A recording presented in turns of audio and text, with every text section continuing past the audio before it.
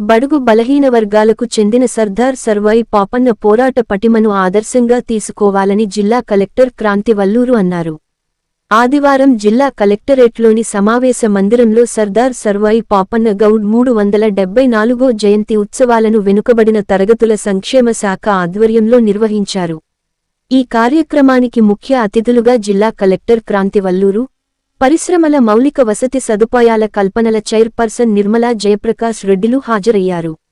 ముందుగా జ్యోతి ప్రజ్వలన గావించి ఆయన చిత్రపటానికి పూలమాలలు వేసి ఘనంగా నివాళులు అర్పించారు. ఈ సందర్భంగా జిల్లా కలెక్టర్ క్రాంతి వల్లూరు మాట్లాడుతూ, సర్దార్ సర్వాయి పాపన్న 1650వ సంవత్సరం ఆగస్టు 18న ఉమ్మడి వరంగల్ జిల్లా, ప్రస్తుత జనగాం జిల్లా స్టేషన్ ఘనపూర్ మండలం, తాటికొండలో గౌడ కుటుంబంలో జన్మించారని అన్నారు. బహుజన రాజ్యాన్ని స్థాపించిన మొట్టమొదటి వీరుడు సర్దార్ సర్వాయి పాపన్న అని అన్నారు. సర్వాయి పాపన్న సాధారణ కుటుంబంలో జన్మించే పశువుల కాపరిగా, గీత కార్మికుడిగా తన ప్రస్థానంలో భాగంగా అణచివేత, వివక్షకు వ్యతిరేకంగా పోరాటం సలిపిన మహాయోధుడని అన్నారు. ఎటువంటి అండదండలు లేకుండా బడుగు కులాలను ఏకం చేసే భూస్వాములు, మొగళ్ళు శిస్తుల రూపంలో పన్నుల వసూళ్ల పేరుతో ప్రజలను పీడిస్తున్న క్రమంలో వారికి అండగా నిలిచి పోరాటం చేశారని కలెక్టర్ ఈ సందర్భంగా గుర్తు చేశారు.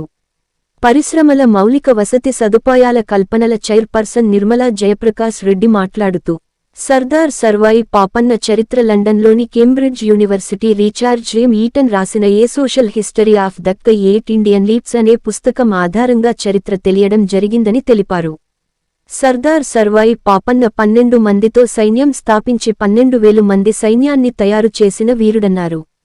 బడుగు బలహీన వర్గాలను ఏకం చేసుకుని ప్రత్యేక సైన్యాన్ని స్థాపించి గోల్కొండ కోట జయించిన సర్దార్ సర్వాయి పాపన్న నేటి తరానికి ఆదర్శమని అన్నారు.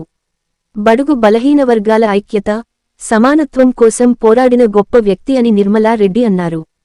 ఈ కార్యక్రమంలో డిఆర్ఓ పద్మజరాణి, జిల్లా వెనుకబడిన తరగతుల సంక్షేమ అధికారి జగదీష్, గౌడ సంఘం నేతలు నక్క నాగరాజుగౌడ్, ప్రభుగౌడ్, ఆసన్నగౌడ్, వివిధ సంఘాల నాయకులు కూన వేణుగోపాలకృష్ణ, మాణిక్యం, నగేష్ తదితరులు పాల్గొన్నారు.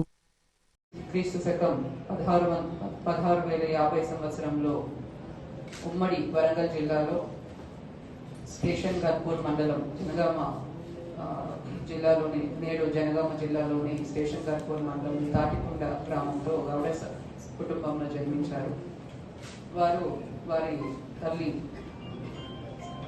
కోరిక మేరకు కలుగీత వృత్తిని చేపట్టారు. ఆ సమయంలో మొఘల్ చక్రవర్తుల పరిపాలనలో గ్రామంలోని ప్రజలు వివిధ ఇబ్బందులకు గురవడం వారు గమనించారు. పన్నుల ఒత్తిడి కానీ, వెట్టి చాకరీ కానీ, ఇతర సాంఘిక పరిస్థితుల వల్ల ఆనాడు అణగారిన వర్గాలు చాలా దుర్భర పరిస్థితిని చూసి వారు ప్రభావితులయ్యారు. ఎలా అయినా తిరిగి మన రాజ్యం ఏర్పాటు చేసుకోవాలి, రాజులు కావాలి, అందరినీ కూడా సమానంగా చూడాలనే ఒక ఉద్దేశంతో వారి అనుచరులను 12 మందితో సైన్యాన్ని ప్రారంభించుకొని 12,000 మంది వరకు కూడా ఒక పెద్ద సైన్యాన్ని ఏర్పాటు చేసుకొని వారు వివిధ కోటలను జయించి 30 సంవత్సరాల వరకు కూడా పాలన సాగించారు.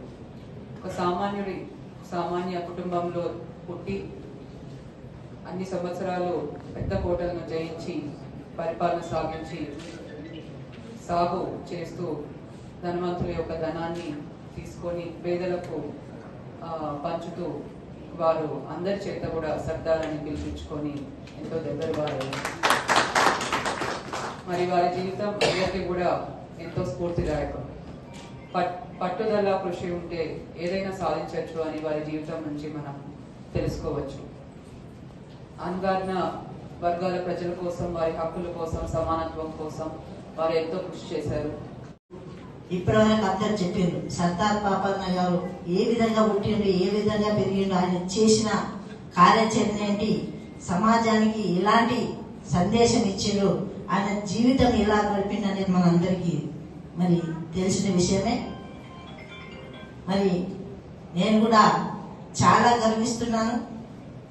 ఈ కార్యక్రమానికి నేను కూడా అదృష్టంగా వచ్చినందుకు నేను సంతోషిస్తున్నాను. ఎందుకంటే నేను కూడా గౌడ సంఘంలో పుట్టిన, నేను ఒక బీసీనే కాబట్టి మన బీసీలో ఉన్న ఐక్యత అనేది కూడా మనం ముందుకు తీసుకెళ్ళాలి.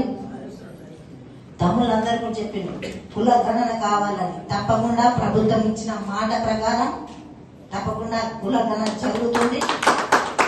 మనకు సమాజంలో అన్ని స్థాయిలో మనకు న్యాయం జరిగే విధంగా మనమందరం పోరాటం చేయాలి. చెప్పిన మనం ఈ రోజు మాట్లాడతాం, రేపటి నుంచి మళ్ళీ ఎవరి పనులు వాళ్ళు పడిపోతాం, మళ్ళీ సంవత్సరానికి మనకు గుర్తొస్తారు. అలా కాకుండా మరి ఎప్పటికప్పుడు మీరు మీటింగ్ పెట్టుకొని 2 నెలలకు 3 నెలలకు 6 నెలలకు పెట్టుకొని మన ఎట్లా కార్యాచరణ